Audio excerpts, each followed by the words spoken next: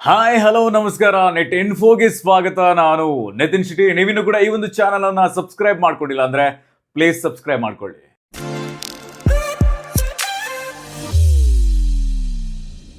ನಿನ್ನೆ ನಡೆದಿರುವಂತಹ WPL ನ 4ನೇ ಆವೃತ್ತಿಯ ಫೈನಲ್ ನಲ್ಲಿ RCB ಗೆಲುವಿನ ನಗೆ ಬೀರಿದೆ. ಸತತವಾಗಿ 2ನೇ ಬಾರಿಗೆ ಟ್ರೋಫಿಯನ್ನ ಎತ್ತಿ ಹಿಡಿಯುವಂತಹ ಮೂಲಕವಾಗಿ RCB ಜಯಶಾಲಿ ಆಗಿದೆ. ಯಾಕಂದ್ರೆ ಈ ಬಾರಿ RCB ಗೆಲ್ಲುತ್ತಾ ಇಲ್ಲುವಂತಹ ಲೆಕ್ಕಾಚಾರಗಳಿತ್ತು. ಇನ್ನೊಂದ್ ಕಡೆಯಲ್ಲಿ ನಿನ್ನೆ ನಡೆದಿರುವಂತಹ ಪಂದ್ಯದಲ್ಲಿ ಸುಮಾರು 203 ರನ್ ಅನ್ನ ಡೆಲ್ಲಿ ಕ್ಯಾಪಿಟಲ್ಸ್ ತಂಡ ಗಳಿಸಿರುತ್ತೆ. 204 ರನ್ಗಳ ಟಾರ್ಗೆಟ್ ಅನ್ನ ನೀಡಿರುತ್ತೆ.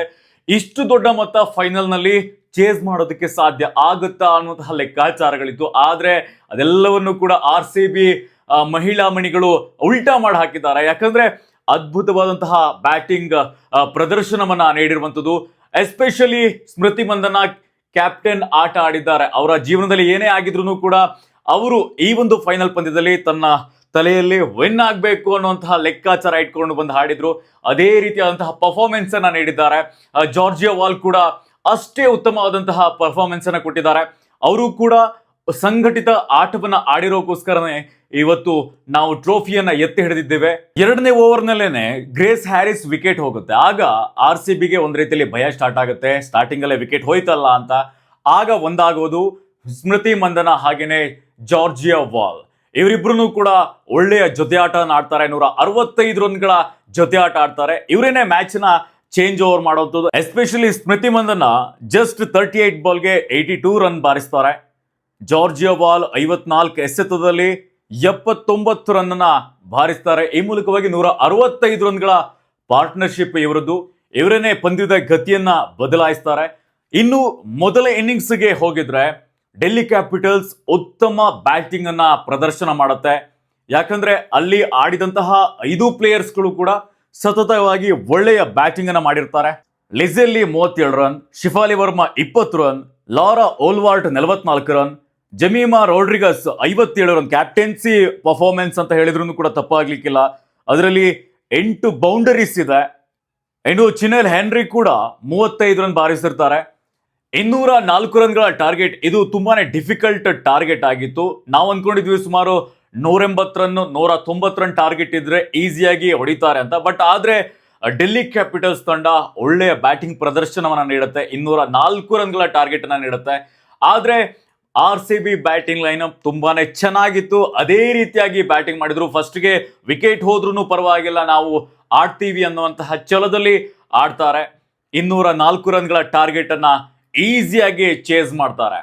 ಇನ್ನೊಂದ್ ಕಡೆಯಲ್ಲಿ ವಡೋದರ ಗ್ರೌಂಡ್ ಅಲ್ಲಿ 160 ರನ್ ಚೇಸ್ ಮಾಡಿರೋದು ಒಂದೇ ಒಂದು ಸಲ.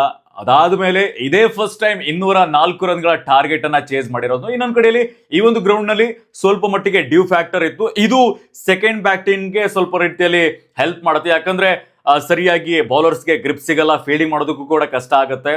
ಇದು ಸ್ವಲ್ಪ ಮಟ್ಟಿಗೆ RCBಗೆ ಸೆಕೆಂಡ್ ಬ್ಯಾಟಿಂಗ್ ಅಲ್ಲಿ ನೆರವಾಗಿರುವಂತದ್ದು. ಇನ್ನು RCB ಬೌಲಿಂಗ್ ವಿಚಾರಕ್ಕೆ ಬಂದ್ರೆ ನಿನ್ನೆ ಕಂಪ್ಲೀಟ್ಲಿ ಡಿಸಾಸ್ಟರ್ ಬೌಲಿಂಗ್ ಮಾಡಿದ್ದಾರೆ. ಲಾರೆನ್ ಬೆಲ್ ಬಿಟ್ರೆ ಮತ್ತೆಲ್ಲರೂ ಕೂಡ ಎಕ್ಸ್ಪೆನ್ಸಿವ್ ಆಗಿ ಪರಿಣಮಿಸಿರುವಂತದ್ದು. ಲಾರೆನ್ ಬೆಲ್ 4 ಓವರ್ಗೆ 19 ರನ್ ಅಷ್ಟೇ ಕೊಟ್ಟಿದ್ರು. 4.80 ಎಕಾನಮಿಯಲ್ಲಿ ಅವರೇನೆ ಒಳ್ಳೆ ಬೌಲಿಂಗ್ ಮಾಡಿರೋದು. ಇನ್ನುಳಿದಂತಹ ಎಲ್ಲಾ ಬೌಲರ್ಗಳು ಕೂಡ ಎಕ್ಸ್ಪೆನ್ಸಿವ್ ಆಗಿದ್ರು. ಸಯಾಲಿ ಸದ್ಗರೆ ಅವರು 4 ಓವರ್ಗೆ 46 ರನ್ ಅನ್ನ ನೀಡಿದ್ರು. 11.50 ಎಕಾನಮಿಯಲ್ಲಿ ಬೌಲಿಂಗ್ ಮಾಡಿದ್ರು. ಅರುಂಧತಿ ರೆಡ್ಡಿ 4 ಓವರ್ಗೆ 40 ರನ್ ಅನ್ನು ಕೊಟ್ಟಿದ್ರು. 10 ಎಕಾನಮಿಯಲ್ಲಿ ಬೌಲಿಂಗ್ ಮಾಡಿದ್ರು. ಇನ್ನು ಶ್ರೇಯಾಂಕ ಪಾಟೀಲ್ ನಾವು ತುಂಬಾನೇ ಎಕ್ಸ್ಪೆಕ್ಟೇಷನ್ ಇಟ್ಕೊಂಡಿದ್ವಿ. ಆದ್ರೆ 2 ಓವರ್ಗೆ 32 ರನ್ಗಳನ್ನ ನೀಡಿದ್ರು. ಸುಮಾರು 16 ಎಕಾನಮಿಯಲ್ಲಿ ಇವರು ಬೌಲಿಂಗ್ ಮಾಡಿರೋದು. ಹಾಗೇನೆ ನಡೀನೆ ಡಿ ಕ್ಲರ್ಕ್ ಇವರು 4 ಓವರ್ಗೆ 48 ರನ್ ಅನ್ನ ನೀಡಿದ್ದಾರೆ. 1 ವಿಕೆಟ್ ಅನ್ನ ಕಬಳಿಸಿದ್ದಾರೆ. 12 ಎಕಾನಮಿಯಲ್ಲಿ ಇವರು ಬೌಲಿಂಗ್ ಮಾಡಿದ್ರು. ಇನ್ನು ರಾಧಾ ಯಾದವ್ 2 ಓವರ್ ಅನ್ನ ಬೌಲಿಂಗ್ ಮಾಡಿದರೆ 18 ರನ್ ಕೊಟ್ಟಿರೋದು. 9 ಎಕಾನಮಿಯಲ್ಲಿ ಬೌಲಿಂಗ್ ಮಾಡಿದ್ದಾರೆ. ಇದರಲ್ಲಿ Lauren bell the best bowling performance ಅನ್ನ ನೀಡಿರುವಂತದ್ದು ಇದು ಫೈನಲ್ ಪಂದ್ಯದಲ್ಲಿ. ಒಂದು ಮಾತಿದೆ, every day is not A Sunday ಅಂತ. ಬೌಲರ್ಸ್ಗಳಿಗೆ ನಿನ್ನೆ ಈ ಒಂದು ಪಿಚ್ ನೆರವಾಗಿರಲಿಲ್ಲ. ಆದ್ರೆ ಇನ್ನೊಂದು ಕಡೆಯಲ್ಲಿ ಈ ಒಂದು ಪಂದ್ಯದಲ್ಲಿ ಯಾರು ಗೆಲ್ತಾರೆ ಅನ್ನುವಂತಹ ಲೆಕ್ಕಾಚಾರಗಳಿತ್ತು. ಇನ್ನೊಂದು ಕಡೆಯಲ್ಲಿ ನೇರವಾಗಿ ಯಾವುದೇ ತಂಡ ಫೈನಲ್ಗೆ ಬಂದಿದ್ರು ಕೂಡ ಅವರು ಸೋಲ್ತಾರೆ ಅನ್ನುವಂತಹ ಮಾತುಗಳಿತ್ತು.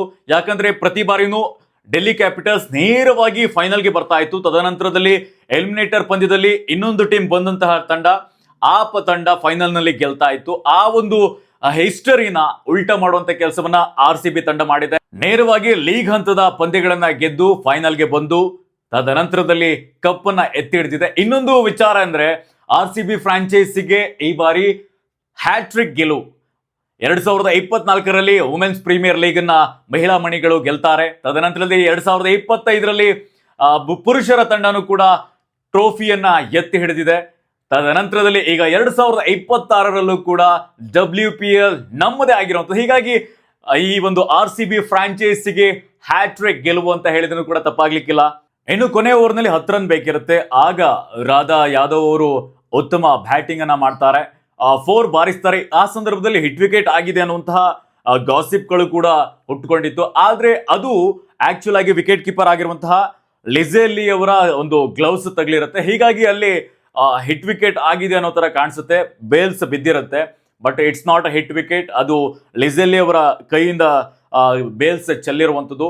ಇನ್ನು ಡೆಲ್ಲಿ ಕ್ಯಾಪಿಟಲ್ಸ್ ತಂಡದ ಬಗ್ಗೆ ಮಾತನಾಡಲೇಬೇಕು. ಯಾಕಂದ್ರೆ 4 ಆವೃತ್ತಿಯ WPL ಪಂದ್ಯಾವಳಿಗಳಾಗಿದೆ. ಈ 4 ಆವೃತ್ತಿಯಲ್ಲಿ ಈ ಒಂದು ಡೆಲ್ಲಿ ಕ್ಯಾಪಿಟಲ್ಸ್ ತಂಡ ಫೈನಲ್ ಅನ್ನ ಪ್ರವೇಶಿಸಿದೆ. ಒಂದು ರೀತಿಯಲ್ಲಿ ಸೌತ್ ಆಫ್ರಿಕಾ ತಂಡದ ರೀತಿ ಎಲ್ಲೋ ಒಂದ್ ಕಡೆಯಲ್ಲಿ ಈ ಒಂದು DC ತಂಡ ಇದೆಯಾ ಅನ್ನುವಂತಹ ಪ್ರಶ್ನೆ ಹುಟ್ಟುತ್ತೆ. ಯಾಕಂದ್ರೆ ಸೌತ್ ಆಫ್ರಿಕಾ ತಂಡನ ಚೋಕರ್ಸ್ ಅಂತ ಕರೀತಾರೆ. ಯಾಕಂದ್ರೆ ಅವರು ಯಾವುದೇ ಒಂದು ಫೈನಲ್ ಆಗಿರ್ಬೋದು, ಸೆಮಿಫೈನಲ್ಗೆ ಬಂದಂತ ಸಂದರ್ಭದಲ್ಲಿ ವಿನ್ ಆಗೋ ಮ್ಯಾಚ್ ಅನ್ನು ಕೂಡ ಕೈ ಚೆಲ್ತಾರೆ. ಅದೇ ರೀತಿಯಾಗಿ ಡೆಲ್ಲಿ ಕ್ಯಾಪಿಟಲ್ಸ್ ತಂಡ 4 ಬಾರಿ ಬಂದ್ರು ಕಪ್ಪನ್ನ ಎತ್ತಿ ಹಿಡಿಯೋದಕ್ಕೆ ಅವರಿಗೆ ಸಾಧ್ಯವಾಗಿಲ್ಲ. ಮುಂದಿನ ದಿನಗಳಲ್ಲಿ ಗೆಲ್ಲಿ ಅಂತ ನಾವು ಆಶಿಸ್ತೀವಿ.